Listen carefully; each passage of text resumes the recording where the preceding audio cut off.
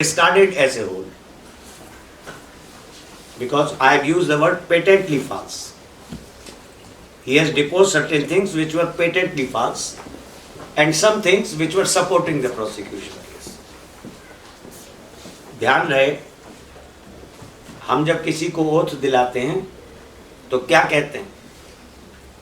Whatever I shall speak the truth, the whole truth and nothing but the truth.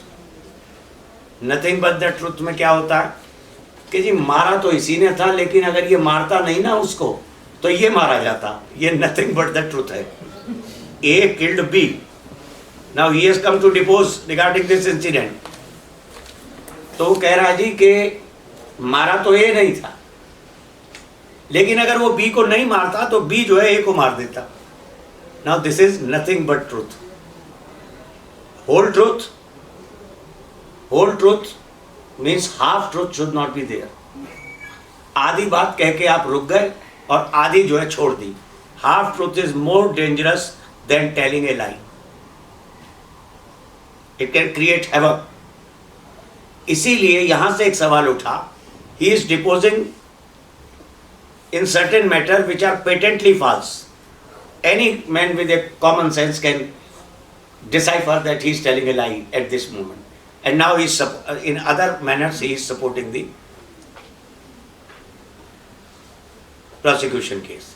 So whether to accept it or not, whether to reject the testimony as a whole of such a witness who has no respect whenever he feels like he deposes truly and whenever he feels like he deposes falsely.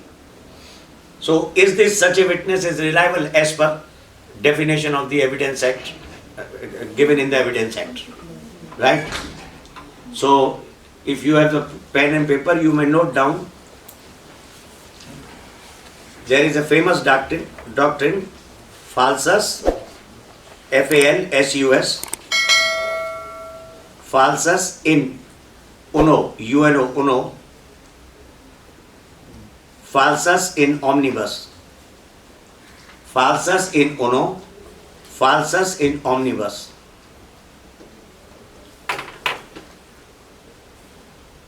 Falsus in uno, UNO, and falsus in omnibus. इस doctrine को English translation करें तो है once a falsity, always a falsity.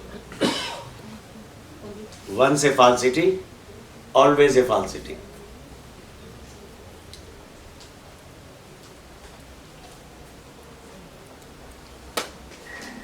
Now in common law, this doctrine is fully applicable. They say in England, this is the argument that if he is telling lie, patent lie on certain aspects, what is the guarantee that he is speaking the truth on other aspects? 4 मुलजिम है murder के, 2 को वो बचा रहा है और 2 के खिलाफ बोल रहा है. Can it be taken such a risk?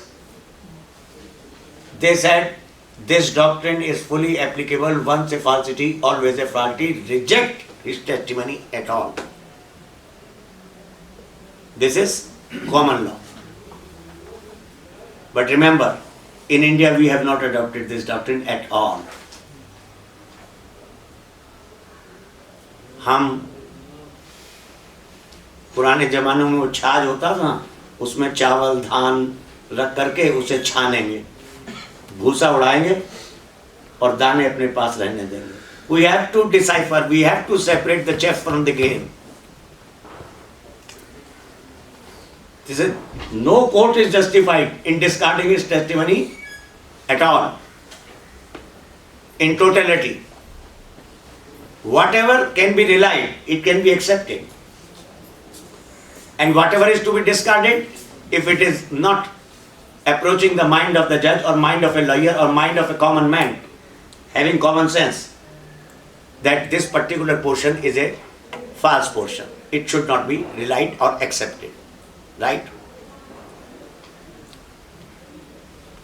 तो देखिए इसमें लेटेस्ट जो जजमेंट्स आए हैं वो Gangadhar Behera, BEHERA, Gangadhar Behera versus state of Orissa.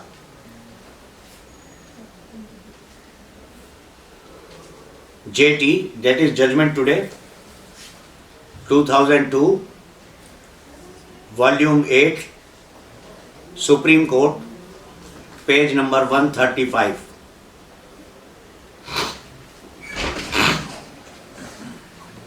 How our Supreme Court has argued.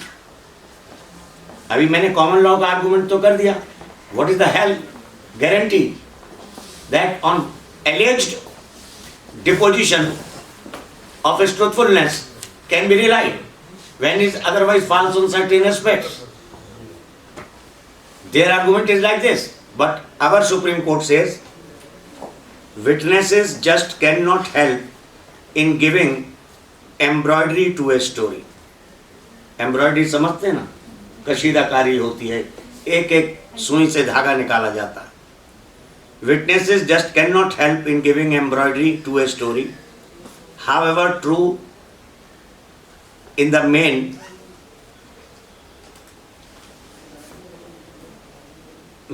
Aspect पर वो ट्रूथ बोल रहा है और कुछ एस्पेक्ट्स वो भूल भी जाता है या अदरवाइज डिपोज नहीं कर पाता है या उसका रफ आइडिया देता है. It doesn't mean that he is speaking it, he is telling a lie. Therefore, it has to be appraised in each case as to what extent the evidence is worthy of acceptance, and merely because in some respects the court considers the same to be insufficient for placing reliance on the testimony of a witness, it does not necessarily follow as a matter of law that it must be disregarded in all respects as well. Falsus in uno, falsus in omnibus is a rule of caution and rule of law in India. हमारे यहाँ ये rule of caution है कि सावधानी से चलिए. The portions on which you are relying, right. अब आप कहेंगे इसका मेरी वकालत से क्या फायदा. वकालत तो चलती ही यहां से है कि वंस सपोजिंग 4 एक्यूज हैं, आप एक की तरफ से वकील हैं, उसमें से 2 एक्यूज ने खरीद लिया है गवाह को, तो आपको तो इसी डॉक्ट्रिन पर जाकर के कि आप तो कहिए टोटलिटी में रिजेक्ट कीजिए इसको. The portion which he allegedly speaking the truth and allegations are levelling against my client, how you can rely when he can set the other 2 accused persons free from the clutches of the law? What is the guarantee? आपका तो argument वही रहना चाहिए. आप देखिए इसको दूसरे तरीके से सुप्रीम कोर्ट ने कहा, इसको मैक्सिम कहते हैं. Falsus in uno, falsus in omnibus, maxim. The maxim permits, यह है Shakila Abdul Ghaffar Khan versus Basant Raghunath Dhokale, 2003, 7 volume SCC 749. This maxim permits but does not require the evidence to be disregarded. It permits that you can disregard. So can you repeat the case name, please? Case name Shakila Abdul Ghaffar Khan versus धीरे Vasant Raghunath Dhoble, DHOBLE, Vasant Raghunath Dhoble, in bracket 2003, 2003, volume 7 SCC Supreme Court cases 749. The maxim permits but does not require the evidence to be disregarded. Falsity of a particular material held would not vitiate the entire testimony of the witness concerned. It is only when the grain cannot be separated from the chaff and same is not feasible also that the court can disregard the evidence in toto. Section 3 and Section 5 of the Evidence Act. Section 3 में जो evidence की definition है उसी के तहत हम बोल रहे हैं. अभी मैंने कहा ना एस्पेक्ट्स ऑफ एविडेंस अब हम डिस्कस कर रहे हैं, जिसमें आज हमने first maxim, first doctrine, falsus in uno और फाल्सस इन ओमनिबस को हमने आज डिस्कस किया. Once a falsity always a falsity. This doctrine is applicable, fully applicable to the common law, but it is not acceptable in India, right. और देखिए case को,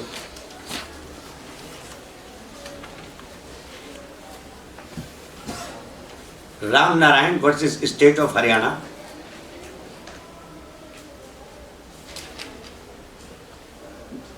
1993, Criminal Law Journal 1343.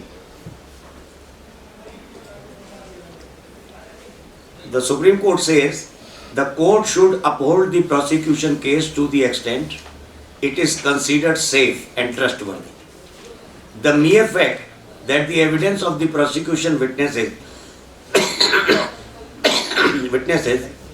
was not firm and safe enough to be relied upon with regard to the part assigned to the acquitted accused in the occurrence was no ground to reject it mechanically against the appellant also.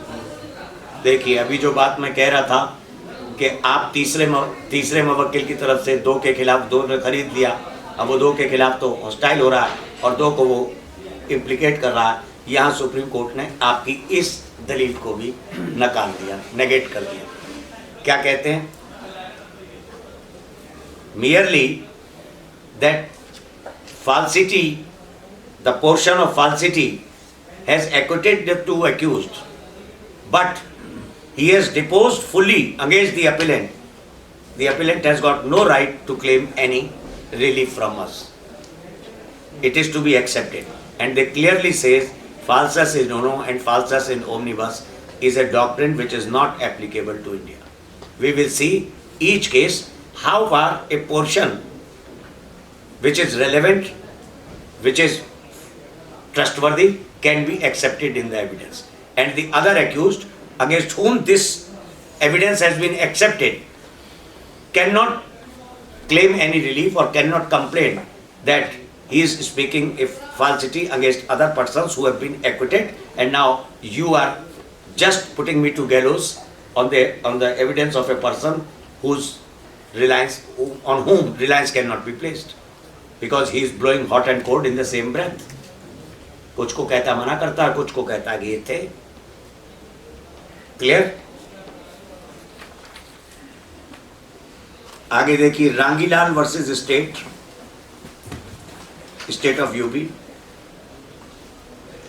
1991, criminal law journal 916। यहां supreme court जो है वो human anatomy के ऊपर बोलना शुरू किया, human capacity के ऊपर बोलना शुरू किया और इस डॉक्ट्रिन को एक्सेप्ट किया। वो क्या कहते हैं? The capacity of a human brain to retain minute details of the occurrence varies from man to man.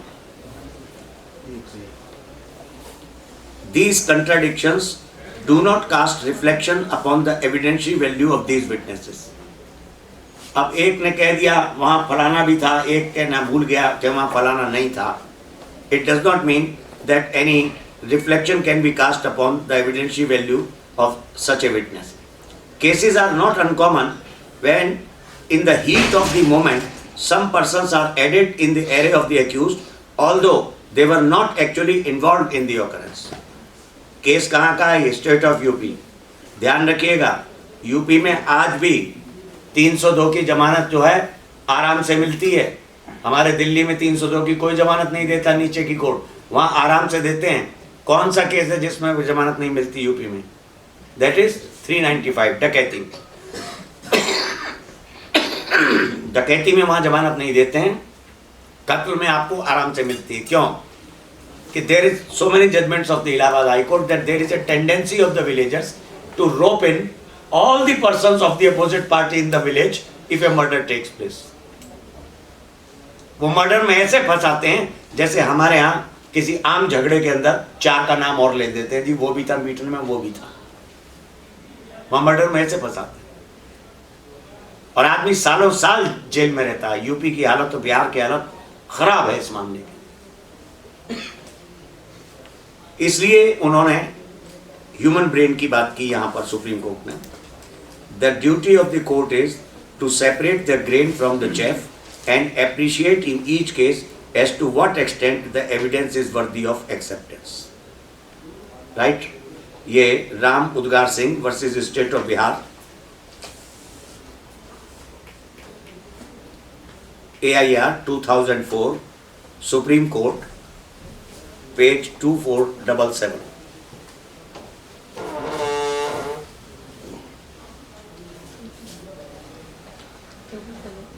तो मेरा ख्याल इस एस्पेक्ट पर आप क्लियर हो गए होंगे। Falsus in uno and falsus in omnibus, this doctrine is not applicable in India. This may be applicable in Britain common law, etc., but this is not applicable. This is a rule of caution, at least Supreme Court ने कहा rule of caution and not a rule of law for us. So we have to see each and every aspect, to what extent he is telling a lie and to what extent he is speaking the truth, and then the court may proceed drawing any inference of the culpability of a person, of an accused, or about his acquittal. Correct? Now,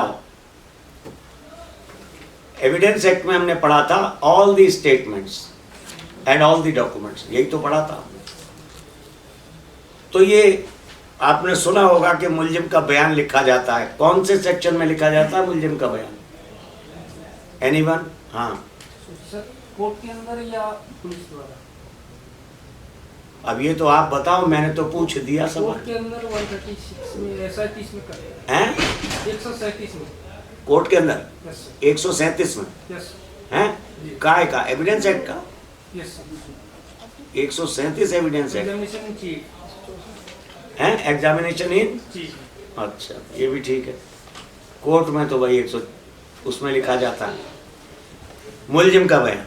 मुस्लिम का sorry मैंने पूछा भाई मुल्जिम का बयान कौन से section में लिखा जाता है? वो तो विटनेस का है। विटनेस का आगे उस पर भी जाऊंगा, रोके रखना अपने सवाल। क्या मुल्जिम विटनेस हो सकता है? यस सर 162 में सीआरपीसी में दिया गया है। 162 CRPC में उसमें एक मुस्लिम का भी बयान लिखा जाता है आईओ द्वारा इन्वेस्टिगेशन करते समय 315 में दिया जाता है और 313 281 सीआरपीसी के अंदर मुस्लिम का स्टेटमेंट कोट करा। बड़ा कंफ्यूजिंग सी आपकी वो है। 315 में हाँ 315 में उसको विटनेस बनाने के लिए application. Can that application be rejected? No sir. खैर So the whole idea of मुल्जिम का, हाँ the very idea of placing an application is that the court has a discretion. If it was having matter of fact to application. चलो पढ़ेंगे, ये भी ठीक है। His answer is that court has a discretion moving up application. So, in other words, my friend is saying that whenever an application is moved, there is a discretion by the authority, discretion of the authority before whom the application is being made. It is not such a thing. Fundamental right है मुल्जिम का चुप रहना, because it is for the prosecution to prove the case beyond reasonable doubt. I will keep mum. Do your ऐसी तैसी, whatever you want to say against me, do it. Right? Let us see in the final. जरूरत ही नहीं है बोलने की, खुद ही मर जाएगा केस। देख, the prosecution cannot stand on its own legs. तो तुम्हें क्या जरूरत है पंगा लेने की?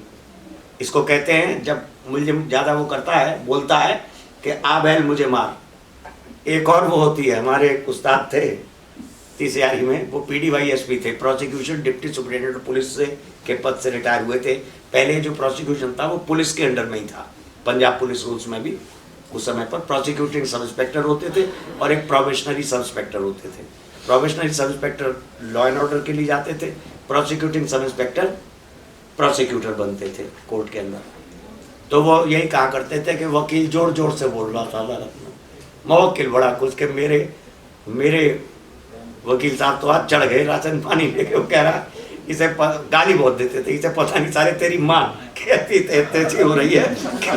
जज जो है चुपचाप कलम घुमा रहा, अभी रिजेक्शन ले हाथ के अंदर। तो कहने का मतलब ये है, देखिए मुल्जिम का बयान केस प्रोसिक्यूशन की गवाही हो जाने के बाद 313 CRPC में रिकॉर्ड किया जाता है। ठीक है, और पुलिस जो रिकॉर्ड करती है बयान वो 161 सीआरपीसी में करती है। 62 सेट में कर दिया। नहीं, आराम से वो 62 में क्यों कहता है? देखिए मैं तो क्या कहा था, वो लेके आ गया एक दिन कत्ल में दरखास्त जो है कि जी ऑर्डर 1 रूल 10 की दरखास्त लो 302 के केस में, उसको पार्टी बनाओ जो मुलजिम छोड़ दिए। मैं गलत समझूंगा तो कैसे उनके दिमाग में ये क्यों घुसा हुआ है 162? मैं उस पे जाता हूँ। वो 162 इसलिए घुसा हुआ है आपके दिमाग में कि 161 के बयान पर कानून ने कहा, कितने समझदार थे बनाने वाले। वैसे अंग्रेजों को हम गाली तो बड़ी दे देते हैं, आज़ाद हुए हम उनसे, खून भी हमारा चूसा, लूट ले गए, ठीक है वो करा, लेकिन यार समझदार कितने थे। राइट फ्रॉम दैट टाइम जब कभी 1854 और 55 में ये कंपाइल हो रही थी सीआरपीसी, तभी लिख दिया कि 161 का बयान जो पुलिस वाला लिखेगा उस पर दस्तखत नहीं कराएगा।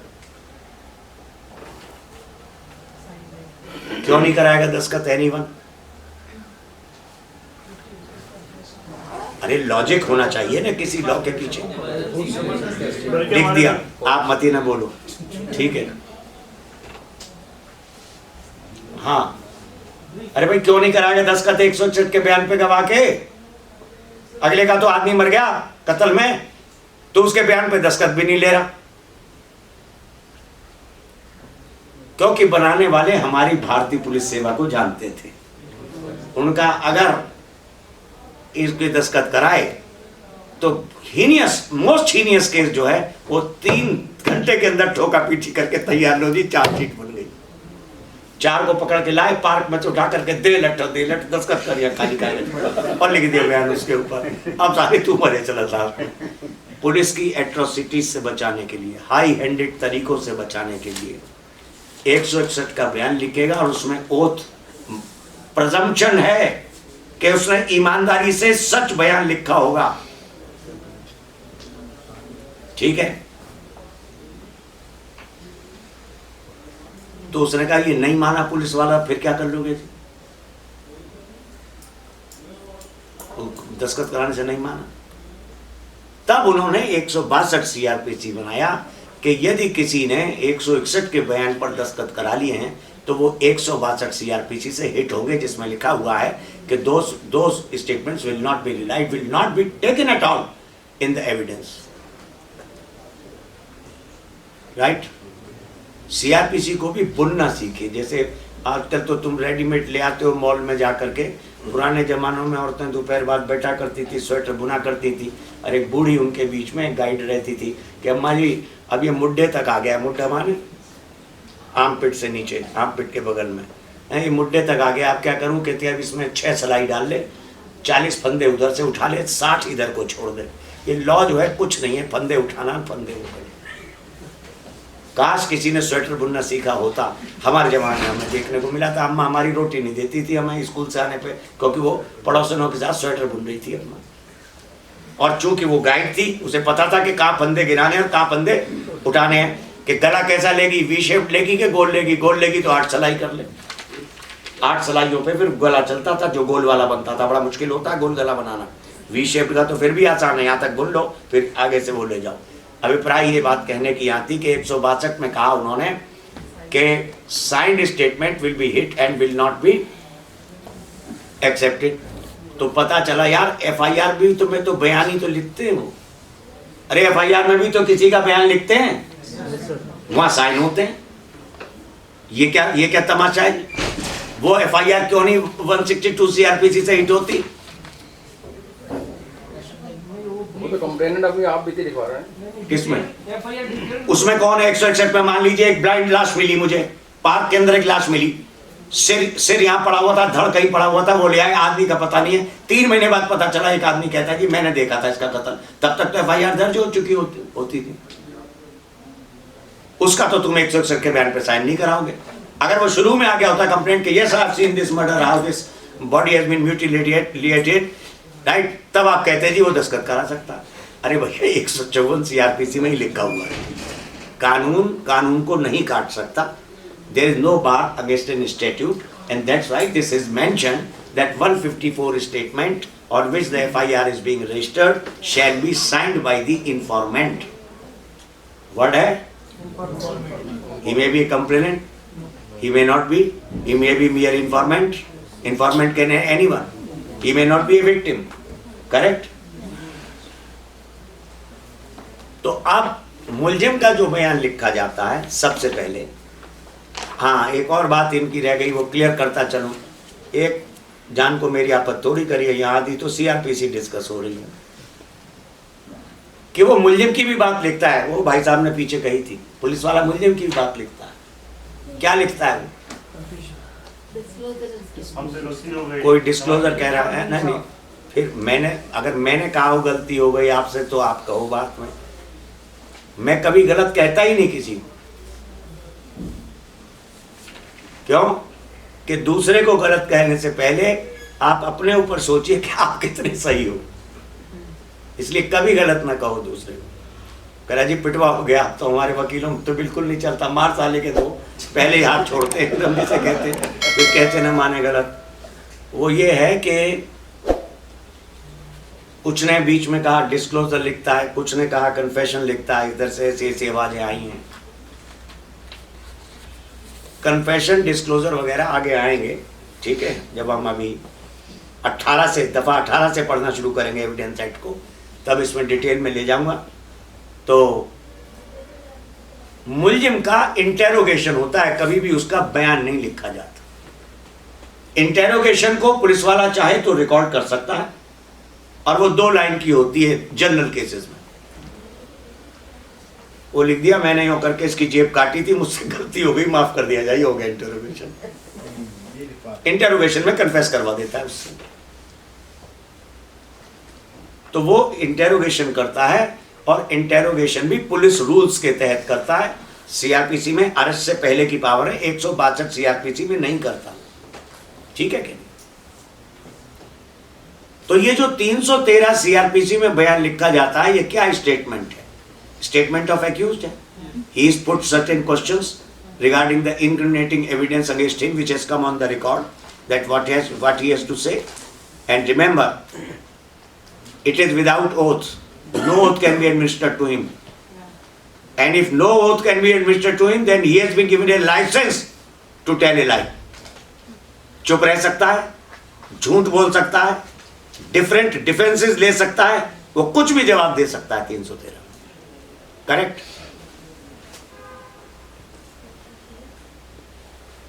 तो क्या ये 313 का बयान एविडेंस है?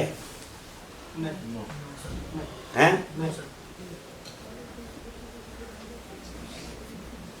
ये इसको भी देखते हैं आगे चल करके। उसने 313 के बयान में कुछ जगह हाँ भरी कि हाँ मैं फला फला गली में फला फला समय पर मौजूद था। एविडेंस में विटनेसेस का आया हुआ है कि ये फला फला टाइम पर फला फला गली में मौजूद था। तो उसका जो 313 का बयान है वो एविडेंस ऑन रिकॉर्ड से कोरोबोरेट कर गया। राइट? एक्सक्लूसिव 313 के बयान को कन्विक्शन का आधार नहीं बनाया जा सकता। Conviction can not be solely based on 313 CrPC. It is no evidence at all. Correct?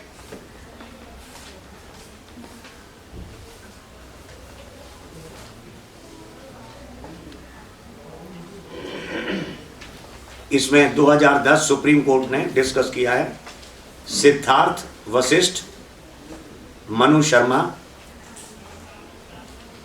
Versus state and city of Delhi. Delhi का केस है, दिल्ली से राइज आउट होके गया Supreme Court. AIR 2010 Supreme Court, page number 2352। इसकी कई वजह होती हैं। It is not an evidence. Firstly it is not on oath. Secondly, entire evidence is not put to him. Which evidence is put to accused in 313 CRPC? Incriminating evidence only. तो जो non incriminating evidence है, it need not be put to the accused. हालांकि करते क्या रहते हैं, practical इसका क्या है, सरकारी वकील साहब खड़े होकर लिखाते रहते हैं पूरा। वो जज साहब को पता ही नहीं कि क्या 313 में हो रहा है क्या नहीं हो रहा। इसलिए एक बढ़िया जज जो है वो 313 का जो स्टेटमेंट है वो खुद लिखाता है। उसके 2 फायदे उसको होते हैं। वो फाइनल आर्गूमेंट 6 महीने बाद होते हैं, 3 महीने बाद होते हैं, कम से कम उस बेचारे को, और उसको उम्मीद भी नहीं होती कि जज जो है एट रैंडम कह देगा कि ला 50,000 का तू जमानती लिया और जा, इंटरिम बेल तेरी कर दी। अब मान लीजिए जो 313 के फाइनल आर्गूमेंट है वो मान लीजिए 6 महीने बाद हुआ, साल भर बाद हुआ, तो कम से कम उतने दिन तो वो बेल पर रहेगा। जिसने एक भी दिन बेल नहीं मांगी और एविडेंस कुछ आया नहीं, तो how can you put such a person, इसलिए फायदा होता है। But 313 statement is not an evidence but it is pivotal in the prosecution. जिसने 313 के बयान को जिस जज ने हल्के में लिया, केसेस वापस लौट के आ जाते हैं ऊपर से, कन्विक्शन या एक्विटल सेट असाइड हो जाते हैं कि you have not put these things into his statement under section 313 CRPC, hence your conviction or acquittal is set aside, case is remanded back for a fresh trial from this stage। ये लिख देते हैं ऊपर की court में, इसको हल्के में लेने का नहीं है। लेकिन प्रैक्टिकली क्या हो रहा है, सरकारी वकील साहब लिखाते रहते हैं, इधर से वकील साहब बोलते हैं मुलजिम को पता ही नहीं होता कि मेरा बयान हो रहा है, मुलजिम को पता ही नहीं होता। अब CRPC अमेंड हो गया है, पहले नंबर 2 में काम होता था। नंबर 2 में माने एडवोकेट को बोलने का कोई हक नहीं है 313 के बयान में। It is direct contact between the जज एंड द एक्यूज्ड। वो उसको समझाएगा, समझा के बताएगा तेरे खिलाफ ये गवाही आ रही है, बताओ तुम्हें क्या कहना, राइट। तो वकील ही लिखवा दिया करते थे, ये नंबर 2 में होता था काम। लेकिन now the CRPC has been amended, as per amended 313 CRPC, advocate can answer the question put to the accused in 313 CRPC। Second, 313 में एक और अमेंडमेंट आई है कि accused can file a written statement। पहली बार सिविल का जो कंसेप्ट है written statement file करने का, वो 313 में दिया गया है, राइट। फाइनल आर्गुमेंट के टाइम पर आप में से अक्सर जो अच्छा वकील है, वकील अच्छा इसलिए कह रहा हूं कि मुझे नहीं कहना चाहिए, जब मुझे पता चल जाता है कि जज भ्रष्ट है, पैसे लेकर के कुछ भी कर सकता है, तो अक्सर जो अच्छे वकील हैं वो रिटन में सबमिशन देते हैं। किस लिए? कि कम से कम ये मतलब इसे बरी करना ही करना है। कंप्लेनेंट साइड से रिटन में आर्गुमेंट दे देते हैं, एक्यूज साइड से कि इसे ठोकना ही ठोकना है, मेरे वकील को सुनना ही नहीं सुनना है इसको, तो उसने रिटन में आर्गुमेंट दे दिया। एटलीस्ट अपीलेट कोर्ट को ये दिखाएंगे कि देखिए मैंने इतने आर्गुमेंट्स राइटिंग में दिए थे and this honorable judge साहब didn't discuss even a single argument advanced by me in my this thing। अब 313 जब अमेंड हुआ तो उसमें भी आ गया था accused can file a written statement, और वहां फाइनल के टाइम पे वो रिटन आर्गुमेंट देता है।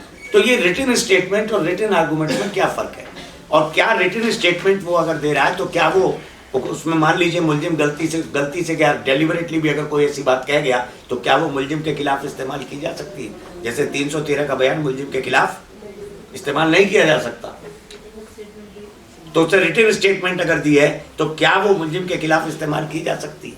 क्यों कि जब वो रिटन स्टेटमेंट देगा तो उस पर तो दस्तखत करेगा, 313 के बयान पे भी दस्तखत करता है वो। अभी ये क्वेश्चन अनआंसर्ड है। अमेंडमेंट चूंकि रिसेंट है इसलिए अभी ये प्रॉब्लम्स जो हैं वो सुप्रीम कोर्ट या हाई कोर्ट के सामने नहीं गई हैं। आप लोगों में से किसी का इंटेलिजेंसी उभरेगी तो शायद ये इनका आंसर ऊपर वो देंगे कि उस 313 में, और फिर वो जो फाइनल आर्गुमेंट पर जो बयान देता है वो अपना लिखित आर्गुमेंट देता है, रिटन सबमिशन देता है, उसमें और इसमें फिर क्या फर्क है। ये चीजें अभी खुले हुए सवाल हैं जो आप लोगों के लिए, आपकी पीढ़ी के लिए छोड़ दिए गए, इनको आंसर देना है। Next, evidence taken in another case is an evidence or not. Case ए चल रहा है, केस बी में कभी कोई एविडेंस हुआ था, तो वो बी में जो एविडेंस हुआ वो केस ए में एविडेंस होगा कि नहीं होगा?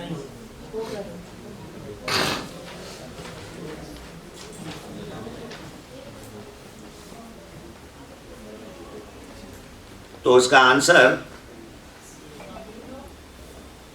लॉन्ग बैक 1905 में 1905 में in reference Lubeck LUBECK, in reference Lubeck bracket में 1905 volume 7 Bombay Law Reports, page 894 पर to my best of knowledge ये प्रीवी काउंसिल का जजमेंट होना चाहिए, जो आज तक इट इज होल्डिंग गुड। कहते हैं on one issue raised in that case can not be taken into consideration in another case in which other issues arise but parties में agree otherwise. Right, अब यहाँ criminal का नहीं है, यहाँ civil का है। तो जो बी में वो दिया गया है, तो कई तरीके से ये एविडेंस हो सकता है। कोई इशू ऐसा डिसाइड हो गया है तो डॉक्ट्रिन ऑफ इशू एस्टॉपल लागू होती है। वो कहाँ दी गई है इशू एस्टॉपल? सेक्शन 115 में, 115 में दिया गया है। तो that decision on that issue may operate as an issue estoppel, correct. इसी तरह से उस एविडेंस में, जो बी केस में एविडेंस दिया गया, उससे ए केस में दिए गए एविडेंस टोटली नेगेट होता है। मींस एक पार्टी जो है, party to the suit, altogether झूठ बोल रही है केस ए के अंदर, जबकि वो प्रीवियस केस बी के अंदर कुछ और कह आई है पहले से। राइट, तो वहां से वो सर्टिफाइड कॉपी लेकर के उसका रिकॉर्ड मंगा करके यहां प्रूव कर सकता है। लेकिन ये इशू ओरिएंटेड गवाही होनी चाहिए है, और डॉक्यूमेंट्री हो तो बेहतर है। ये बात जो है लिबर्ग के केस में कही गई है। अब क्वेश्चन अराइज होता है, क्या क्रिमिनल लॉ में ये रेस जुडिकेटा और एस्टॉपल लागू होता है?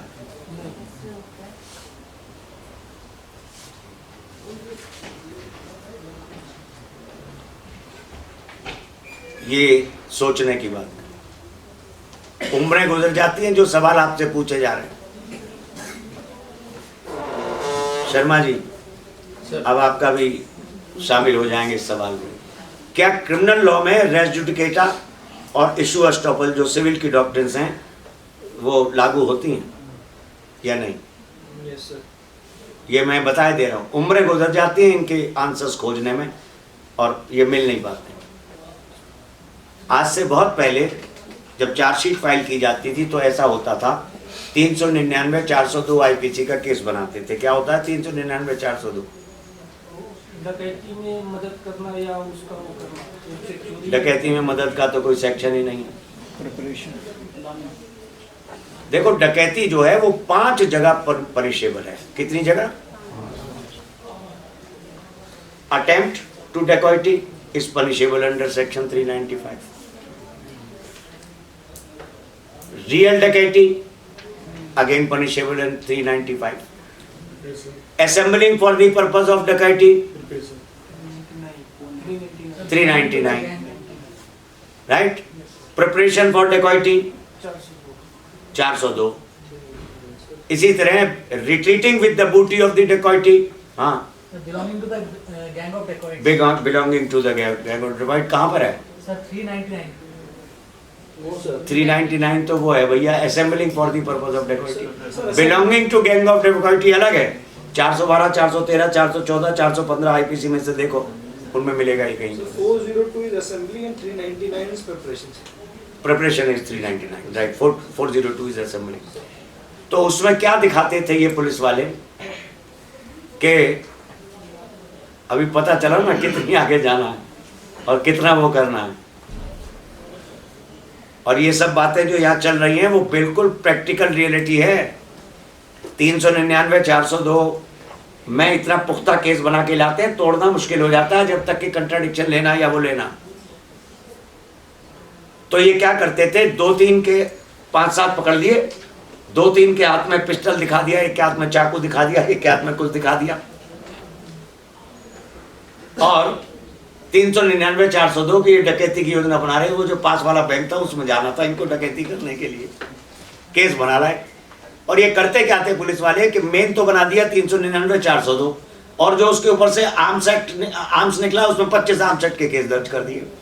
हुआ क्या, असेंबलिंग करके एक चार्जशीट में ये नहीं लिखा करते थे कि फला फला एफआईआर, फला फला एफआईआर, फला फला एफआईआर जो अंडर सेक्शन 25 आर्म्स एक्ट दर्ज हैं उनकी समायत भी इसी मेन केस की समायत के साथ फरमाई जाए, ऐसा नहीं लिखते थे।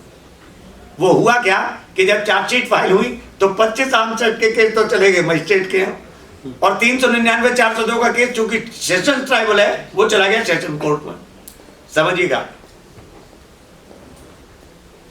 मजिस्ट्रेट ने क्या किया, सबको 25 आर्म्स एक्ट में बरी कर दिया। अब सेशन जज का झुंझुना बजाएगा 399।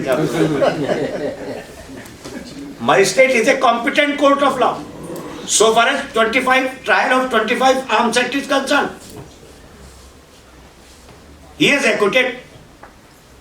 ऐसे ही एक जगह 307 का केस हुआ, 307 का उसने मेन केस बना दिया और जिस रिवॉल्वर से फायर हुआ था वो बाद में बरामद करवाया चोर ने, उसने सॉरी कातिल ने, गोली चलाने वाले ने, और उसे बरामद कराया। उसमें 25 आर्म्स एक्ट का अलग कर दिया दर्ज। वो चला गया मजिस्ट्रेट के यहाँ, ये चला गया सेशन में। मजिस्ट्रेट ने ट्रायल करके 6 महीने के अंदर एक्विटल पास कर दिया 307 वाले केस में जिसमें 307 दर्ज था। अब सेशन जज साहब झुंझुना बजाएंगे जब उसके हाथ में रिवॉल्वर ही नहीं पाया गया जिससे कि गोली चली थी 307 के केस में। Issue estoppel is fully applicable to criminal law. When an issue is decided by a competent court of law, then its finding is binding in another court in a same issue which has arisen between the same parties.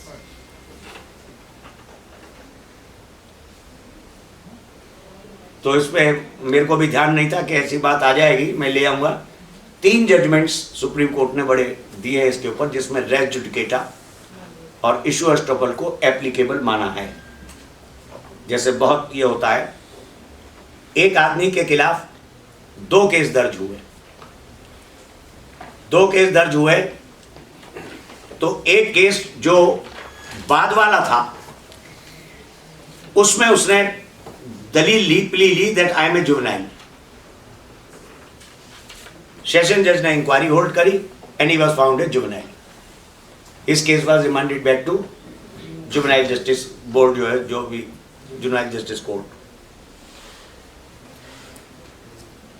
तो पहले वाला case बाद में trial पे आया। अब उसने कहा ये मैं तो जुवेनाइल हूं जी इसके करते वक्त। जब बाद वाला केस में जुवेनाइल डिक्लेयर हो गया तो पहले वाले केस में तो उम्र पीछे को थोड़ी ले जा सकते हो, उम्र तो आगे बढ़ेगी। Clear? The Supreme Court held that doctrine of res judicata is fully applicable to the criminal law. इसीलिए यहां आया था evidence taken in one case is relevant evidence in another case, provided it is based, it is to be tendered for an issue, particular issue, right?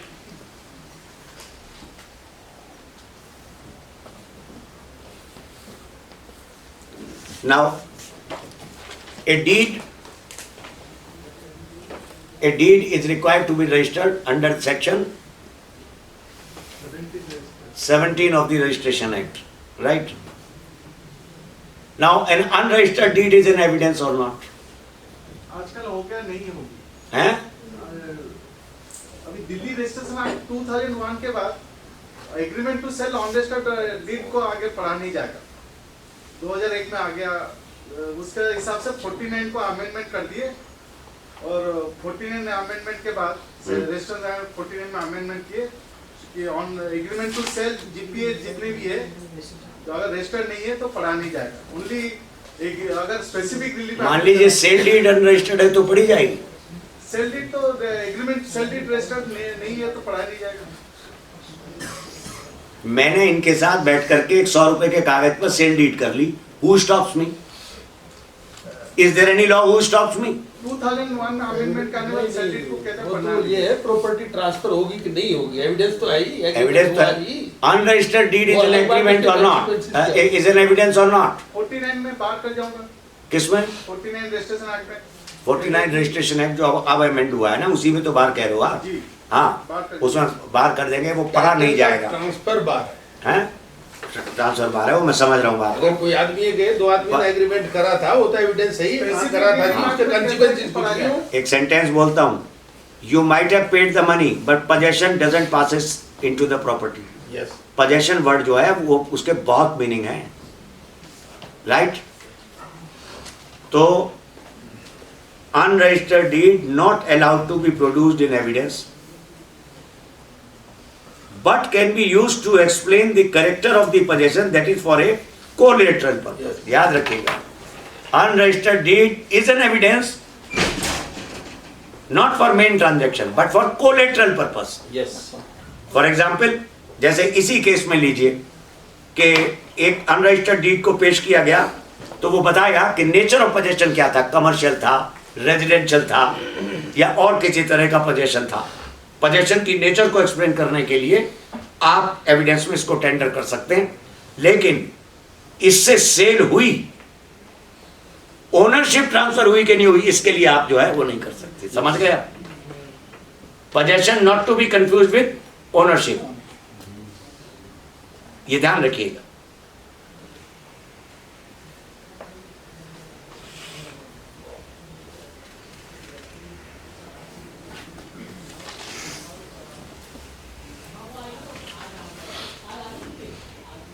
देख लीजिएगा, ये अच्छा मेड्रॉस का decision है, AIR 1988 मेड्रॉस 287, जो अनरजिस्टर्ड डीड के बारे में अच्छा एक्सप्लेन किया है मद्रास हाई कोर्ट में, और वो काफ़ी जगह अप्रूवल से साइट किया गया है जजमेंट को।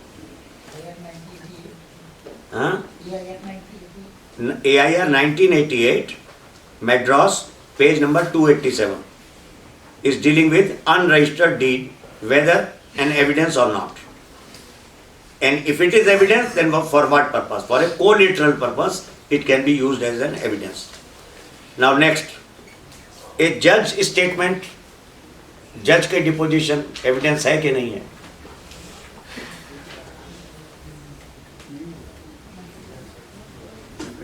कहाँ होता है जज का स्टेटमेंट? 164 में जब रेफर करते हैं जज को बुलाया जाता है एविडेंस देने। 164 के बाद जज का स्टेटमेंट होता है, ठीक है, और शी इज राइट। और होता है कि जब हमारी आजकल हो गई TI पैरेड में भी बुलाते हैं जज साहब को, ये इसके लिए भी बुलाया जाता है। टेस्ट आइडेंटिफिकेशन डिक्लेरेशन कोई हो रहा है तब भी जज का स्टेटमेंट होता है, ठीक है कि नहीं? तो देखिए, in the same manner as any other witness, a जज can not without giving evidence as a witness, यदि वो विटनेस की हैसियत से एविडेंस दे रहा है तो उसकी भी एविडेंशियल वैल्यू वही होगी जो एक आम विटनेस की होगी। No difference between statement of a जज and statement of a common witness. लेकिन आगे कॉशियस करते हैं, ए जज can not without giving evidence as a witness import into a case his own knowledge of particular facts. अपनी knowledge नहीं डालेगा उसके केस के बारे में। इसीलिए जिस जज ने 190 CRPC में कॉग्निजेंस ले लिया, सोमोटो भी तो कॉग्निजेंस लेती है कोर्ट, तो कॉग्निजेंस लेने के बाद भाई मूर्खता का काम है, मैंने अधिकांश को खुद ही ट्रायल करते हुए सुनाऊंगा। जबकि वो ट्रायल करेगा, मुलजिम को अगर उसने समन कर लिया है तो वो तुरंत केस को दूसरे के यहाँ ट्रांसफर करेगा। You can not import your own knowledge into the case because you have suo motu taking cognizance of the offence, right? इसका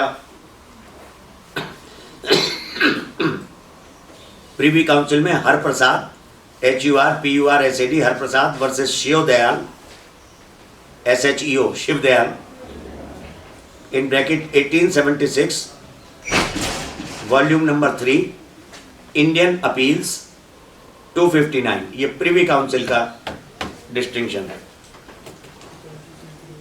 उस समय जूरी सिस्टम चलता था, समझे? तो बहुत से जजेस जो है वो स्टेटमेंट देते थे, कभी कभी जूरी को गाइडेंस करते थे कि देखिए this is the law, these are the facts and you have to decide the case within this compass.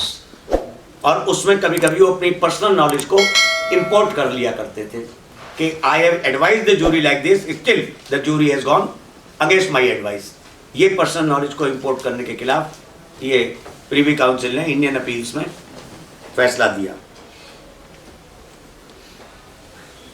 अच्छा, next, history of assault in medical papers. देखिए MLC, कितने लोगों ने MLC देखी हैं? तुमने MLC नहीं देखी आज तक? क्या होती है MLC? हैं? नहीं पता? आर यू लॉयर ना? अच्छा, यू आर इंटर्न। यानी जिन्होंने नहीं देखी वो हाथ खड़े करो। MLC लॉयर्स हैं? अच्छा, तो या तो आप पिटे नहीं होंगे या पिटते देखे नहीं होंगे, इसलिए MLC नहीं देखे। ठीक है, MLC की फुल फॉर्म है मेडिको लीगल केस। जब भी कोई घायल, injured, whenever he is taken to a civil surgeon or a government hospital or any other hospital, if it appears to a doctor that this case is not normal injury or otherwise injury or innocent injury or accidental injury, then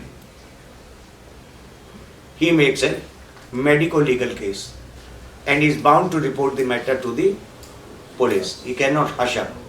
This is the medical rules which are required. Medico-legal case. अब MLC का अपना एक इतिहास है, अपना एक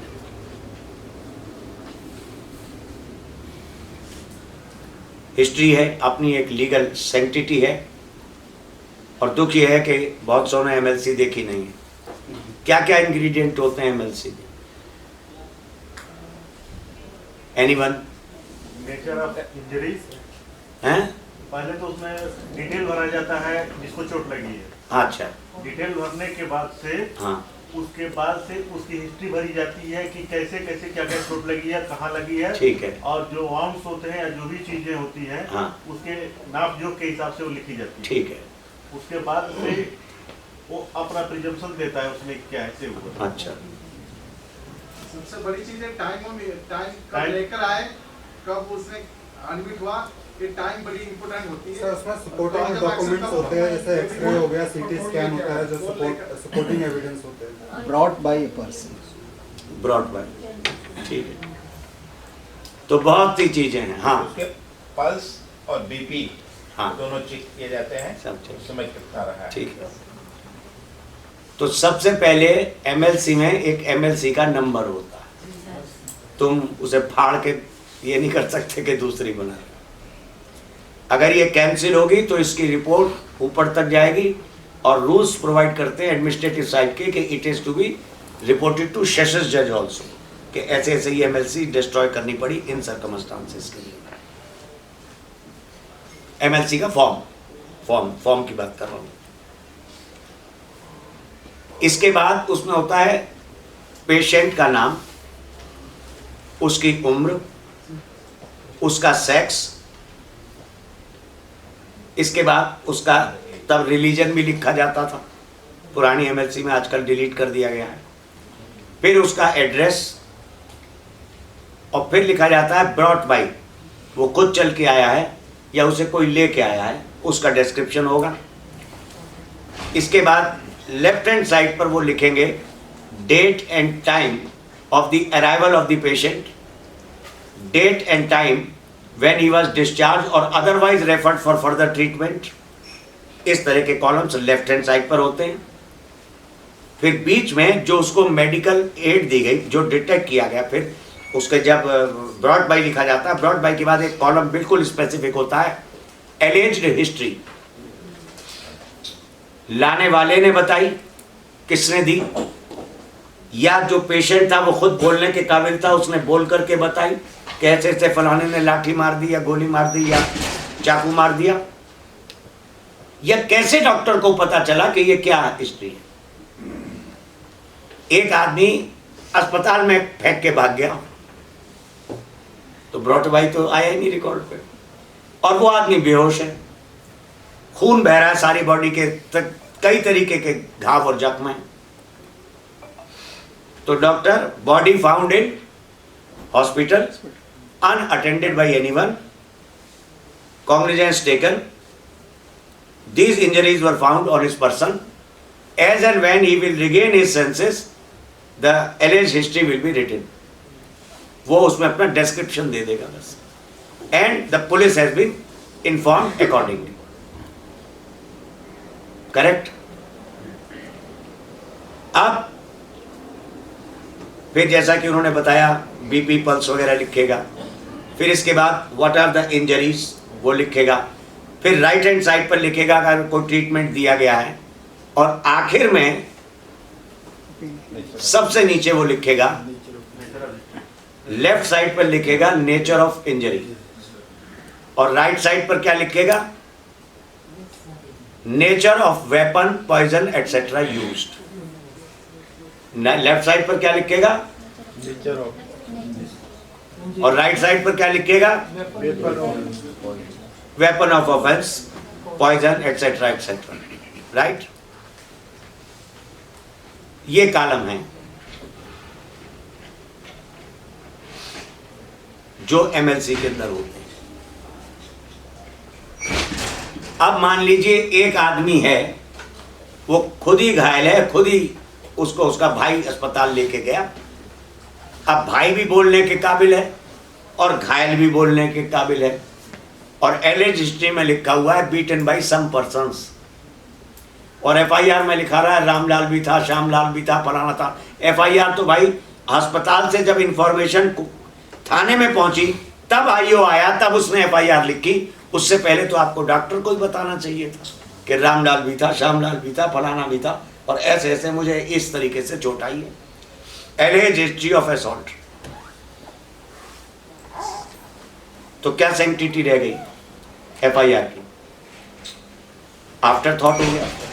नहीं तो आपकी नॉलेज में था उस वक्त, अच्छे भले बोल रहे थे, तुम नहीं बोल सकते, तुम्हारा भाई बताता रामलाल ने मारा, श्यामलाल ने मारा। लेकिन एफआईआर में आप सबके नाम दे रहे हैं, पूरे गांव बस्ती का नाम दे रहे हैं, मैनर दे रहे हैं, वो सब दे रहे हैं, कितने इंच कटा, कितने इंच लगे, कितनी बार चाकू मारा, सब दे रहे हैं। वहां कुछ नहीं बता रहे डॉक्टर। राइट, इसको जनरली कारण यह है हिंदुस्तान की अशिक्षा, जो इलिटरेसी है हमारे यहाँ, वो इसका बहुत बड़ा कारण है। पुलिस भी डॉक्टरों से डरती है क्योंकि उनको गस्टेड पोस्ट का अहदा दिया गया है, पुलिस नॉन गस्टेड होती है जनरली जो इन्वेस्टिगेशन के लिए जाते हैं। वो उनसे हिम्मत करके नहीं कह सकते ये जो बोल रहा है जी वो लिखो, और डॉक्टर इतनी हरामजादगी करते हैं कि अपनी जान बचाने के लिए लिख देते हैं alleged history of assault, allegedly given by the poison. यहाँ में नहीं लिखेंगे बाय द हस्बैंड, क्रूरलिटी के केस में, फीमेल क्रूरलिटी के केस में वो भी नहीं लिखे। वो चीख रही होती है मेरे आदमी ने जला दिया। Alleged history of burn received while cooking at the in the house और सो एंड सो प्लेस।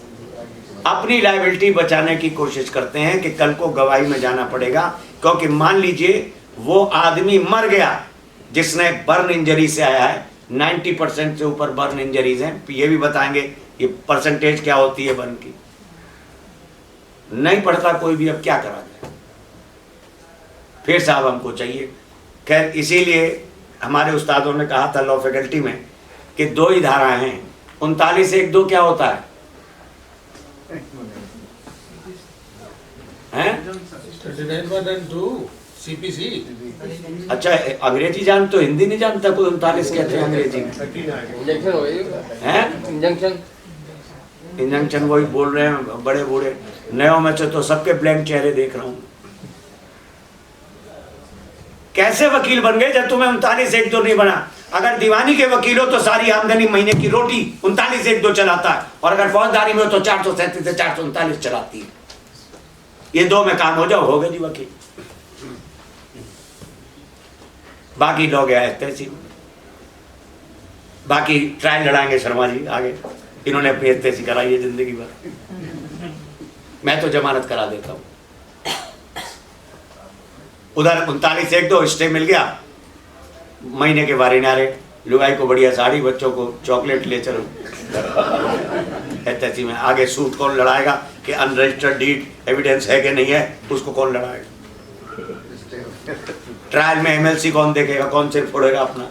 अभी मैं पोस्टमार्टम रिपोर्ट पे जाऊंगा, क्या कहते हैं पोस्टमार्टम रिपोर्ट शब्द तो गलत है, इसका असली नाम क्या है? ऑटोप्सी। राइट, जब ऑटोप्सी करूंगा तो और ज्यादा बोल निकलेगी। ये चीजें पढ़िए भैया, पहचानिए इन चीज को, धीरे धीरे वैल्यू अपने आप बढ़ जाएगी। जब जानेंगे नहीं वो भी grievous hurt, grievous hurt has been defined Section 320 IPC. Correct? Now we have to know the difference between 323, 324, 325. ये क्यों बनती हैं फिर 326, 327, 328? फिर उधर 307, 308 में क्या फर्क है?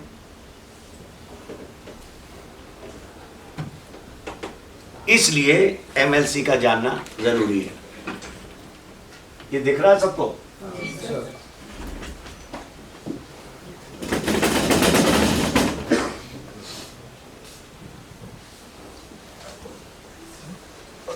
ये MLC का फॉर्मेट होता है।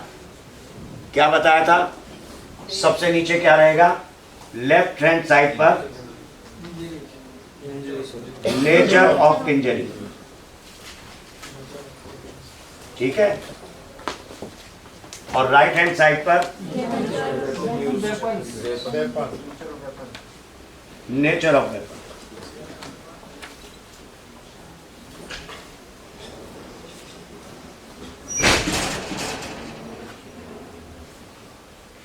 शर्मा जी, विद रिस्पेक्ट, ये एक मैंने हेड कांस्टेबल से सीखा था एंड आई एम प्राउड यार, व्हाट ए ग्रेट टीचर यार, सैल्यूट टू हिम।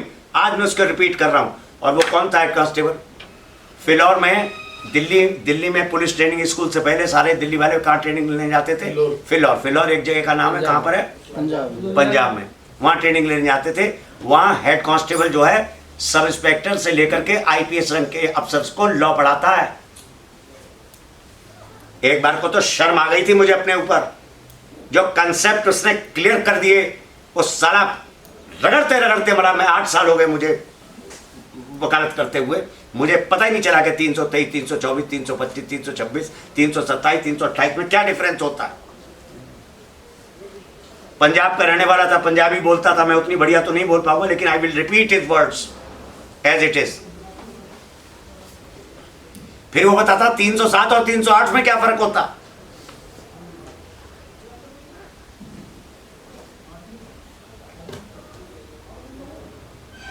कहता है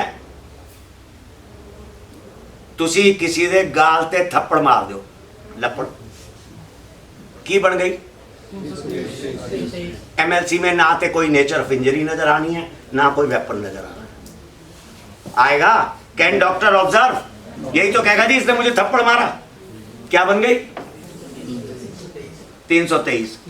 तो कहता है जनरली जो केस ट्रायल के लिए पहुंच गए, कोर्ट में पहुंच गए, उसमें MLC जरूर होगी। और MLC डिफरेंस बताती है कि क्या चीज होती। कहता है खब्बे आतनू, खब्बा माने खब्बे आतनू सिंपल लिखिया हुए, मतलब नेचर ऑफ इंजरी बना सकते हो तुम इस चार्ट को। जिंदगी में कोई नहीं बताएगा, ये बना लो एक कागज के ऊपर चार्ट, लेफ्ट हैंड और राइट हैंड लिखते चलना। सिंपल खब्बे आतनू सिंपल लिखिया हुए, और सज्जे आतनू ब्लंट लिखिया हुए। यानी नेचर ऑफ वेपन क्या था? ब्लंट था। बन गई 323। ये नॉन कॉग्निजेबल है वकील साहब, तुसी FIR दर्ज नहीं कर सकते। मुद्दई नू कहना कोर्ट चला जा, उथों 156 दी परमिशन लिया ते असी आगे फर्दर तफ्तीश करांगे। हेड कांस्टेबल पढ़ा रहा है, आज से पहले सुनी थी ये बातें। कितना क्लियर कट कंसेप्ट है उसका, जिंदगी में नहीं भूलोगे, आज बता दे रहा हूं।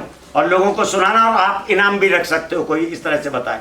मैंने कोई बहुत बड़ा भाषण दिया ये बताने में? कितना छोटा है। खब्बे आतनू लिखे हुए सिंपल, ते सज्जे आतनू लिखे हुए ब्लंट। बन गई 323।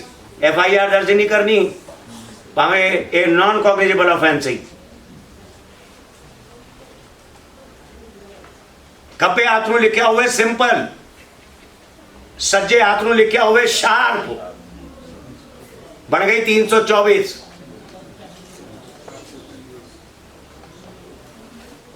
खब्बे हाथों लिखा हुए ग्रीवियस, सज्जे हाथों लिखा हुए ब्लंट। बढ़ गई 325। खब्बे हाथ में लिखे हुए ग्रीवियस, सज्जे हाथ में लिखे हुए शार्प, बढ़ गई 326। खब्बे हाथ में लिखे हुए इंजरी नॉट डिटेक्टेड और अंडर ऑब्जर्वेशन, ऐसे लिखे हुए मुंह तो झागा आंधिया, शरीर नीला पड़ा हुआ है, वो सब क्या है, बढ़ा दो 327, 328। पॉइजन या ऑब्नॉक्शियस सब्सटेंस और some substance which is deleterious to the human body to inhale. 308 बना दीजिए, 328 बना दीजिए। बोलिए, बन गया चार्ट? अब ये उतरेगा जिंदगी में दिमाग से? हार्डली किसी केस में आपको बहुत पेचीदा मामला मिलेगा, अदरवाइज ये बिल्कुल सिंपल खांचा है 99.9% केसेस के अंदर ये हालत। खब्बे हाथ नु सिंपल, सज्जे हाथ नु ब्लंट 323, खब्बे हाथ नु सिंपल, सज्जे हाथ नु ग्रीवियस बन गई, सॉरी शार्प, ते बन गई 324। सज्जे खब्बे हाथ में लिखे हुए ग्रीवियस, उत्ते लिखे हुए ब्लंट, ते बन गई 325। खब्बे हाथ में लिखे हुए ग्रीवियस, उत्ते लिखे हुए शार्प, ते बन गई 326। और ऐसे लिखे हुए झाग आंधी है, शरीर नीला पड़ रहा है और पॉइजन इस तरह से शिकायतें थे, बन गई 328।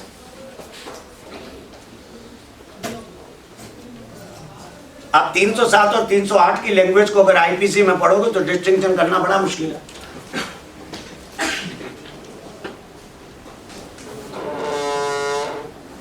Did some acts with an intention of causing culpable homicide,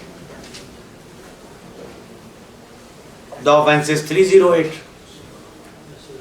Did some act with the intention of causing death, the offense is 307. How you will distinguish 307 और 308? हाँ? The act by the weapon, by the weapon which is used for the act, gives the inference in respect of 307 or 308. So the degree of force used in a very simple way distinguish between culpable homicide and homicide. आपका degree of force, आपका nature of weapon. Yes, yeah. Degree of intention. मैंने ये madam बैठी हैं, गोली मारी खींच करके, मैडम नीचे बैठ गई, गोली ऊपर से निकल गई, क्या 307 नहीं बनी? तो where is injury is necessary? Injury is not at all essential ingredient of either 308 or 307। हैं? हवा में जब हम दबाव नापते हैं, हाँ वो इंटेंशन में आ रहा हूँ। One is intentional, the other is unintentional. Unintentional, ये भी देखें कितना प्यार से शब्द बोला जाता है, इंटेंशनल अनइंटेंशनल। जैसे अनइंटेंशनल तो इंटेंशनल तो ये माइक है, अनइंटेंशनल ये है, ऐसे बोलते हैं। जो वकील साहब पीछे इंटेंशन की बात कर रहे थे, हवा में दबाव नापना है, कौन सा मीटर इस्तेमाल करोगे वकील साहब? जोर से बोलो यार। बैरोमीटर। बुखार आ गया मुझे, कौन सा मीटर यूज करोगे? दूध की शुद्धता नापनी है, कौन सा मीटर यूज करोगे? लैक्टोमीटर। आपके माइंड में क्या चल रहा है नापने के लिए कोई मीटर है?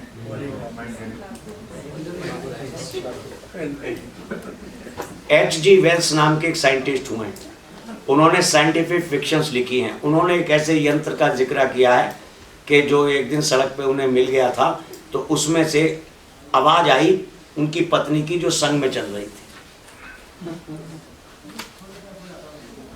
उन्होंने उठा लिया उसको, यंत्र को, तो यंत्र में से आवाज आई, क्या यार भिखमंगे नदीदों की तरह चीजें उठाता है। अब ये पत्नी बोल रही है, यंत्र में से आवाज आ रही है, मुंह से नहीं बोल रही। इससे तो वो पूना वाला इंजीनियर ही ठीक था, कम से कम राह चलते ठोक रहे नदियों की तरह चीजें तो ना उठाता उसके अंदर से। एक दोस्त घर आया शाम को, इसने दरवाजा खोला, तो जिसने दरवाजा खोला वो बोला, ओहो साला अकेला ही आया आज, अपनी चप्पल चोरी को नहीं लाया। वो यंत्र में से आवाज आ रही थी, क्योंकि यंत्र ये पढ़ लेता था कि सामने वाला मन में क्या सोच रहा। तो इसने कहा भाई, फिर बोला वो जो कहता ना चप्पल चोरी को संग नहीं लाया, कह रहा हेलो हेलो हेलो, नमस्कार भाई साहब नमस्कार, और भाभी जी कैसी हैं? कहता भाभी जी की चप्पल चोरी।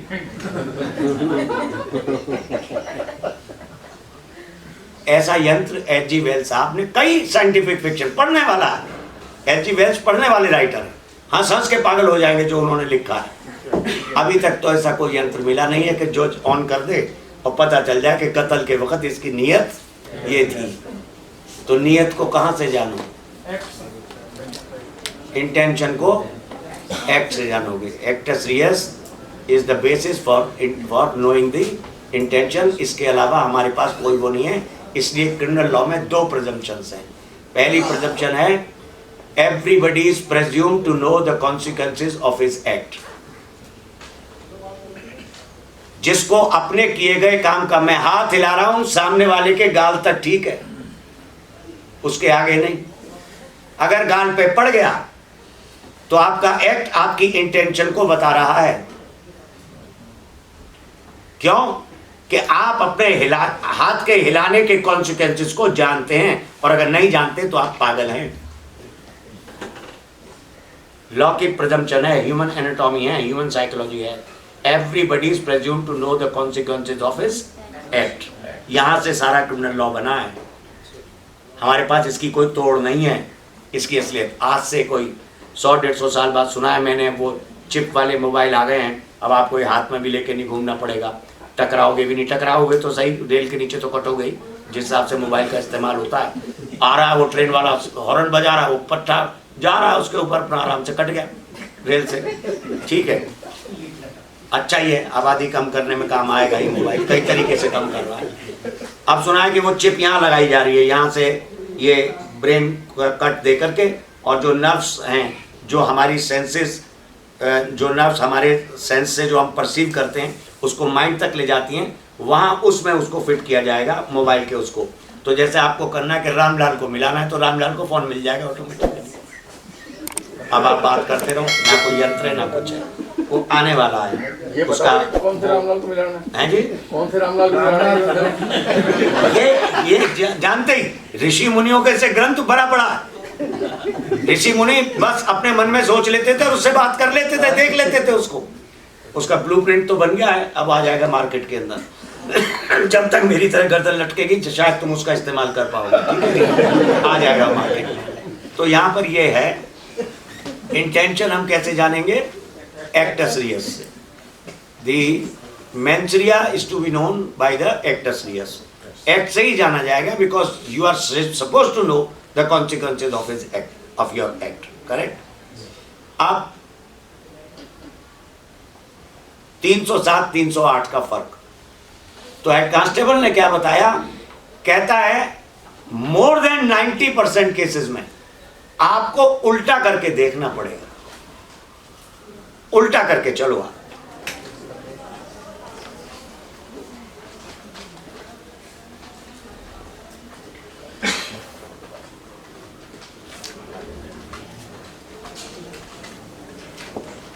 कहता है ये नहीं मैं बता सकता कि 307 में और 308 में क्या डिस्टिंक्शन है, पर मैं ये बता सकता हूं कि अगर 307 का कोई केस बन के आया है और जजेस of opinion that 307 is not made out, तो क्या कोर्ट, क्या कौन सा ऑफेंस बनेगा बताइए? सर 323 सर, हैं? अगर 307 नहीं बन रहा है सर 323 रह जाएगा सर। 323 रह जाएगा। और 308 नहीं बन रहा तो सर उसमें तो सिर्फ इंटेंशन का फर्क है, इंजरी से बहुत ज्यादा ऑब्वियसली डिस्टिंक्शन। बहुत ज्यादा फर्क है, इंजरी का ही तो फर्क है सारा का सारा। सिर्फ उन केसों को छोड़ के जहां गोली सिर के ऊपर से निकल गई, सब यहीं पर आएगा। इसीलिए वो चीख चीख के कह रहा था खब्बे हाथ नु ये ते सज्जे हाथ नु ये। कहता है अगर ब्लंट रह गया, 308 नहीं बन रही तो ब्लंट रह गया तो 323 रिड्यूस होगी। अगर 308 टूटेगी तो क्या रिड्यूस होगा? 323 रिड्यूस होगा।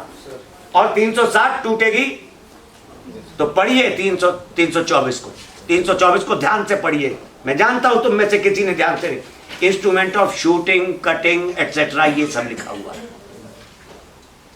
360 टूटेगी तो हमेशा 324 बनेगी, और यही डिफरेंस है 308 और 307 का, कि जनरली 308 हम वहां लगाते हैं जहां नेचर ऑफ वेपन जो है, आप समझ लीजिए जो नेचर ऑफ वेपन वाले हैं वो भी सुन लीजिए, जहां ब्लंट यूज किया गया और उससे ग्रीवियस इंजरी आ गई है किसी वाइटल पार्ट पर बॉडी के। 3 बातें ली उन्होंने, ग्रीवियस इंजरी और any injury even hurt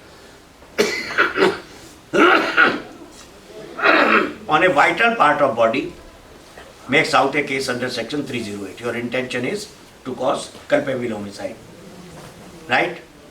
Or grievous or simple injury with a sharp object on a vital part of the body, then intention will be drawn that you have the intention to cause the death of the person, and but for other factors he would have been saved, he would have been killed, right? तो उल्टा करके चलना है कि अगर 360 टूटेगी तो 324 बनेगी, और 308 टूटेगी तो 323 बनेगी। ब्लंट ऑब्जेक्ट का रहना, ब्लंट ऑब्जेक्ट का रहना बहुत जरूरी है, ये समझ लीजिए।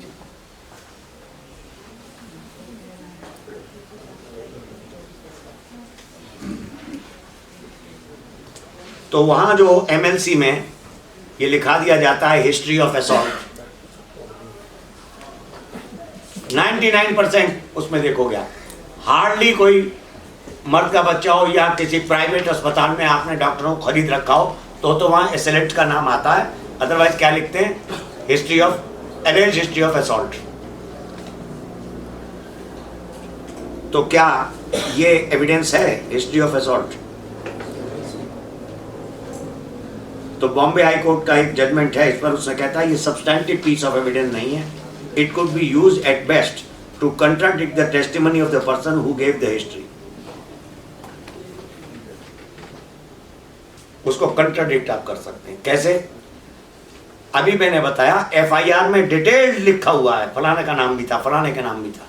When he will come to the witness box तो आप यहां उससे क्वेश्चन करेंगे इन क्रॉस एग्जामिनेशन कि जिस समय आप इसको अस्पताल लेकर के गए थे उस समय आप जानते थे ना कि कौन कौन एसिलेंट है, किस किस ने मारा है, नेचुरली। और वो बात, उनके नाम आपने पुलिस को भी बता दिए थे, क्या बता दिए? तो क्या वो नाम आपने डॉक्टर को बता दिए थे? लेट हिम से यस और नो।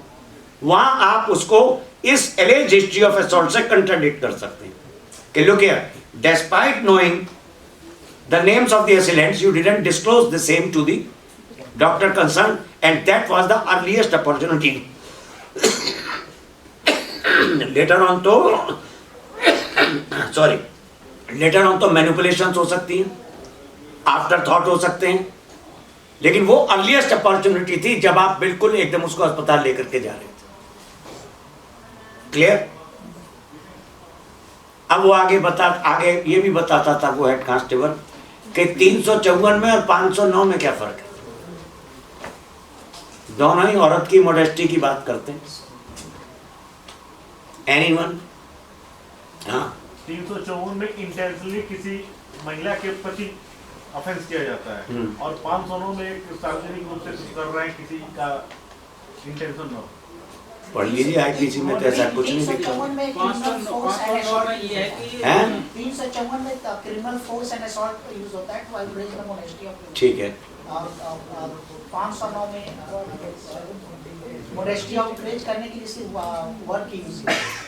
हाँ, ठीक है। Gesture and word. He has given a right answer to this question. वो एएसआईस को पढ़ा रहा है, एसआईस को पढ़ा रहा है, मैं वहां की लैंग्वेज बोल रहा हूँ। लगा 354 जे पावे चिट्ठी लिख के ओदे विच शेर शायरी लिखता है, गंदी गंदी बातें लिखता है और वनडे विच करके कागज ਨੂੰ मोड़ के ओदी बालकोनी विच फेंकता है, ते हो गई 509।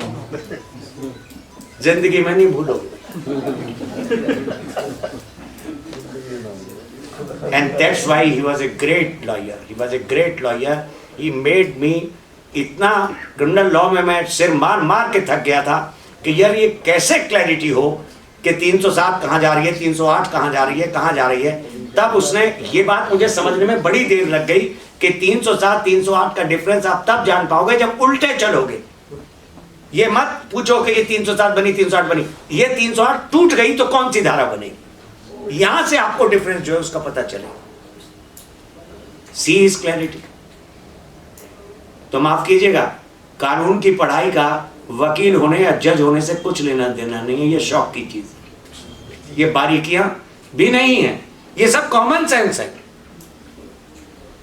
और उसने ये कह दिया कि जी मैं एमएलसी, एक ने कहा हेड कांस्टेबल से कि एमएलसी कहां से लाऊंगा, तो उसने शुरू में तो कह दिया था, मैंने भी कह दिया शुरू में, मैंने थप्पड़ मारा की बढ़िया, सबने मिलकर कह दिया 323 बढ़ी, उसमें एमएलसी की क्या जरूरत है, राइट। और जहां हाथ कटा पड़ा है जमीन के ऊपर और वो कटे हुए हाथ को लेकर अस्पताल जा रहा, बहुत से अंगूठा कटा हुआ लेकर के अस्पताल पहुंच गए हैं, तो उसमें एमएलसी की जरूरत क्या है। जहां हाथ कटा ही हुआ है उसमें एमएलसी की जरूरत क्या है जी, मैं सुनूं जरा। ऐसे एक्सट्रीम केस हो सकते हैं जहां एमएलसी की जरूरत नहीं है, वो हार्डली आपके पास कोई एक आध ऐसा केस आएगा, अदरवाइज एमएलसी डेथ के केस में भी बना देते हैं। आप ले गए तो वो एमएलसी पे तो लिखते हैं ब्रॉड डेड, हवा में थोड़ी लिख देते हैं, या अपने प्रेस्क्रिप्शन स्लिप पे थोड़ी लिखते हैं। एक आदमी को आप ले गए और उसे डॉक्टर को सिम्टम से लगा कि ये डेथ जो है वो नेचुरल नहीं है, तो वो एमएलसी प्रिपेयर करेगा उसकी, और उसमें लिखेगा नो पल्स, नो बीपी और no heartbeat, and this ECG is showing a straight line, and hence I come to the conclusion that he has been brought dead to the hospital. ये लिखेगा था। तो ये testimony, time देखते रहना शर्मा जी। हो गया सर, हो गया टाइम, ठीक है भाई। ये कोई चीज वेस्ट रही आज के उसमें? क्योंकि अभी मैं बोल देता हूँ आपको, जो है अगर थोड़ा बहुत पढ़ना तो पढ़ देना, जो आगे हम करेंगे हिस्ट्री ऑफ असॉल्ट का, तो यहाँ मेडिकल उस तक तो हम आ गए थे। आप पुलिस विटनेसेस किसे कहते हैं उसका देखेंगे, फिर फोन कॉल्स का देखेंगे, और पुलिस की ये फाइंडिंग है कि मुलजिम इनोसेंट है, वो कहां तक एविडेंस है, ठीक है। Unnatural conduct of the witness, क्या उसका एविडेंशियल वैल्यू क्या होगी। इस तरीके से अभी काफी एस्पेक्ट हैं, जैसे इंडिपेंडेंट विटनेस किसको मानेंगे, और ये जो कहते हैं ना वो कि being a witness against himself, इसकी क्या वैल्यू है और कहाँ लिखा है और इसमें क्या लॉ डेवलप हुआ। फिर मौके पे सोर्स ऑफ लाइट क्या थी, इसकी एविडेंशियल वैल्यू क्या आएगी और उसको कैसे देखा जाएगा। अगर आई विटनेस खुद इंजर्ड है तो उसकी सेंटिटी क्या होगी, ठीक है। फिर न्यूट्रल विटनेस किसे कहते हैं, सोल आई विटनेस है, उसकी क्या वैल्यू होगी। तो अभी इस तरीके से काफ़ी टॉपिक्स हैं, इसलिए मैंने कहा कि अगर इस चीज़ को मैं ऐसा कवर करा देना चाहता हूँ आपको कि इसके बाद जो है एविडेंस के जो रेलेवेंसी के चैप्टर्स हैं उसमें जितना चाहेंगे हम कवर कर लेंगे। फिर अगर आप अपना इसको खोलना भी शुरू करेंगे तो आपको कोई चीज़ नई नहीं लगेगी कि जिसके बारे में इतने उसके अंदर नहीं सुना गया। वो आपके इस पर यूट्यूब पर मैं देख रहा था, कुछ वो आ रहे थे, वो कह रहा एविडेंस 3 लेक्चर में खल्लास, ऐसे ऐसे टाइटल आते हैं उनके, हैं। मैं मजाक नहीं कर रहा हूँ, आप ये जाइए, ये यूट्यूब पे आता है ना, क्या नाम है इसका, मास्टर्स लॉ मास्टर्स, ये लॉ मास्टर्स में आता है, उसमें डाल दो तो हाँ, तो यूट्यूब तो वो कहता है ना कि जी वो ही दिखाता है जो आप देखना चाहते हो, हैं।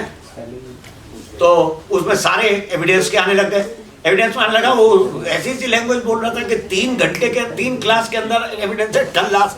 मैंने भैया पता नहीं किस किस को खल्लास करेगा ये चीज़ें हैं, जबकि जो सीरियसनेस है बात की।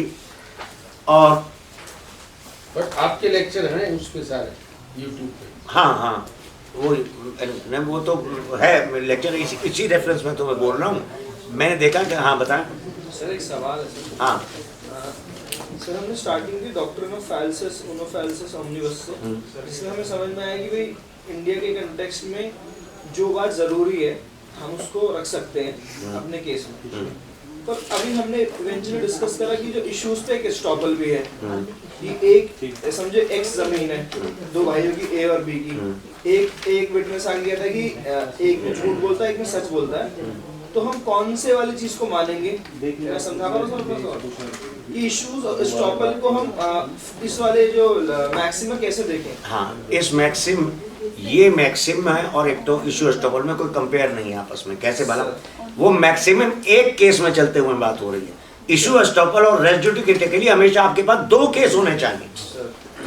वो कहता है same thing, what is res judicata?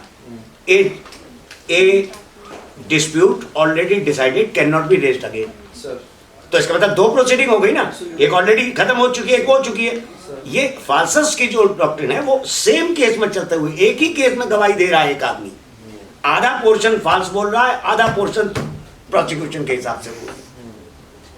तो वन से फाल्सिटी ऑलवेज ए फाल्सिटी, यानी एक पोर्शन फाल्स है तो ऑलवेज ए फाल्सिटी के आधार पर हम उसको टोटल डिस्कार्ड कर दें या उसको अलग अलग करके separating from grain from the chef, इस प्रिंसिपल के हम उसको जो रेलेवेंट पोर्शन है उसको एक्सेप्ट कर लें। समझ गए ना बात को? वो आपका कंफ्यूजन कहाँ आ रहा है? उसमें दो केस चाहिए already, doctrine of issue, doctrine of estoppel को और डॉक्ट्रिन ऑफ रेस जुडिकेटा को अप्लाई करने के लिए दो केसेस चाहिए between the same party by the same competent court. तब हम डिसाइड करेंगे कि ये अदरवाइज कंपिटेंट कोर्ट ने इसको डिसाइड कर दिया, between the same party decide कर दिया, बहुत उसकी रिक्वायरमेंट्स हैं, राइट? तो रेस जुडिकेटा उन्होंने कहा जी हिंदी में लॉ शुरू करो,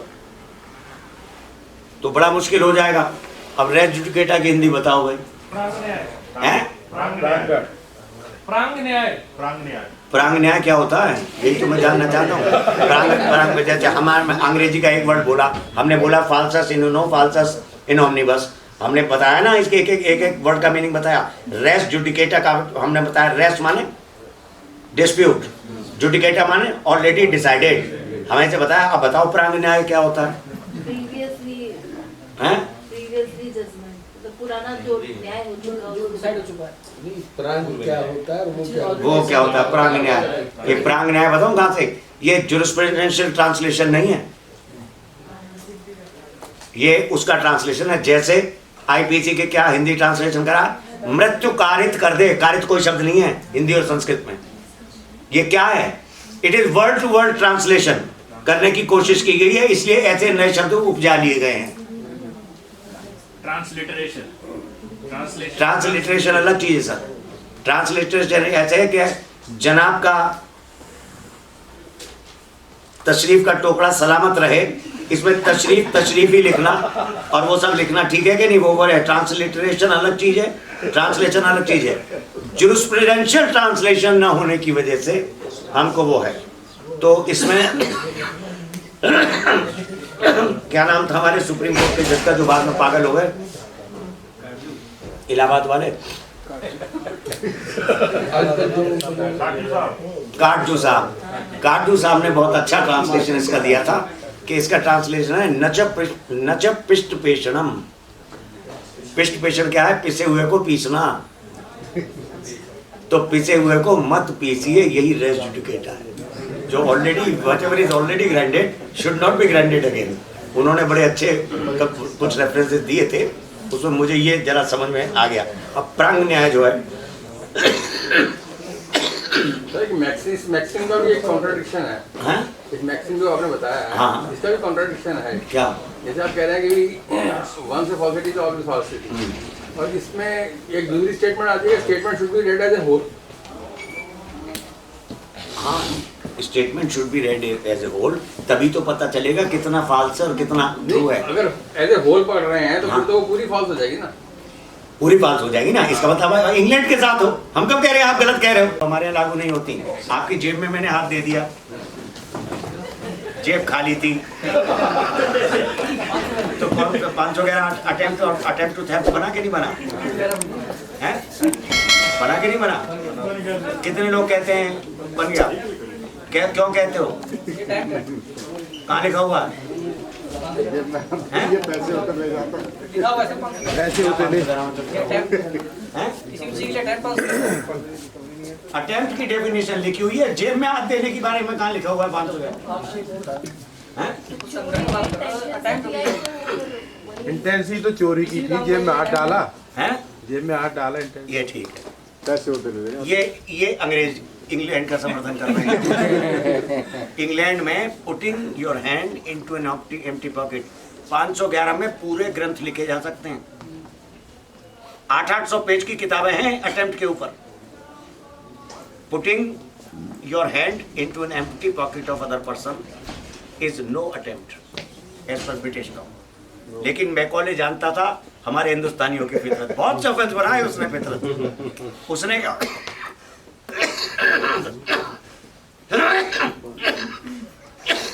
511 की इलस्ट्रेशन में लिख दिया इसको।